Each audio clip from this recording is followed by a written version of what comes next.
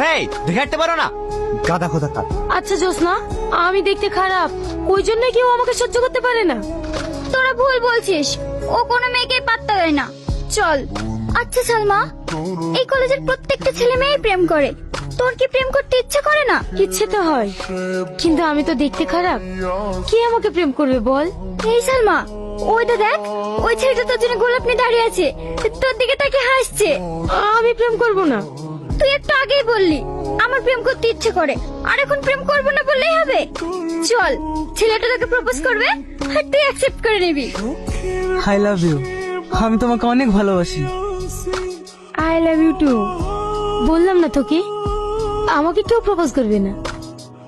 মন খারাপ করিসনি, দেখবি তোর জীবনে এমন একটা রাজপুত্র আসবে যে তোকে অনেক অনেক বেশি ভালোবাসবে।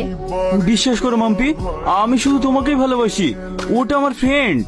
তার মিথ্যে কথা বলবে না, আজ থেকে তোমার সাথে আমার কোনো সম্পর্ক নাই। একবার আমার কথাটা বোঝার চেষ্টা করো। হাত ছাড়ো আমার, খবরদার আমাকে টাচ করবে না।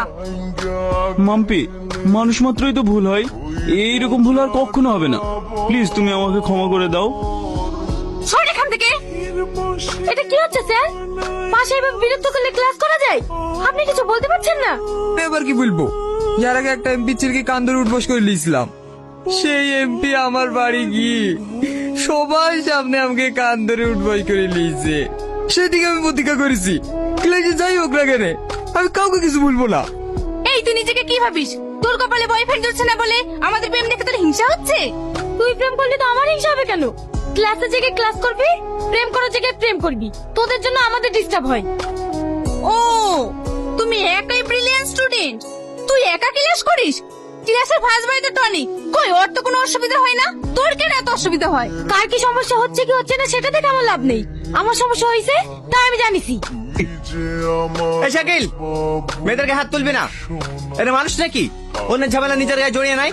কি দরকার ছিল ওদের নামে দুনাম করা? দিদা করছে করুক না। এই চল ক্লাসে চল। গাধা কোথাকার। এই, কাউকে তো দেখতে পাসনি, চিঠিটা কে দিল? ওই দেখ একটা ছেলে যাচ্ছে, ওই ছেলেটা দিল না তো? এই, ও তো আমাদের কলেজে পড়ে। এই হ্যাঁ, সামাদ না? ওরা এইভাবে চুরি করে প্রেম করার কি দরকার? থাম, কাল ওর কলেজে কি হয়েছে? না না, তুই কিছু বলতে যাস না, সেরকম হলে আমি ওর সাথে কথা বলে নেব। ঠিক আছে, যেটা ভালো বুঝিস সেটা করিস। এই, আমাদের সাথে তোর কথা হয়েছে? দেখা হয়েছে, কিন্তু কিছু বলার সুযোগ পাইনি। সামান, তোমার সঙ্গে কিছু কথা ছিল। আমার সঙ্গে? কি কথা? একটু সাইডে আসো, বলছি। কি বলবো তাড়াতাড়ি বলো। এই এমন করে কথা বলছো কেন? তোমার সঙ্গে কিভাবে কথা বলবো?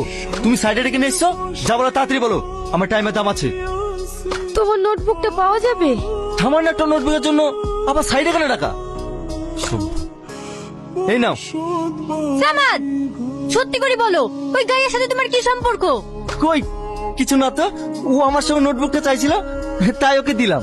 তুই আমাকে পাগল পেয়েছি? নোটবুক তো ক্লাসেও দেওয়া যায়, বাইরে গিয়ে কি গল্প করছিলি? সত্যি করে বলতো সাথে ওর কি সম্পর্ক? কোনো সম্পর্ক নাই, তুমি বিশ্বাস করো, ওকে শুধু আমি নোটবুকটা দিতে গেছিলাম। তুই সত্যি কথা বলবি নি? দাঁড়া আমি দেখছি। এই তুই কোথায় যাচ্ছিস? সত্যি করে বল, আমার বয়ফ্রেন্ডের সাথে তোর কিসের সম্পর্ক? আমার বয়ফ্রেন্ডকে দখল করতে চাস? লাগছে, ছাড়ো বলছি, ছাড়ো।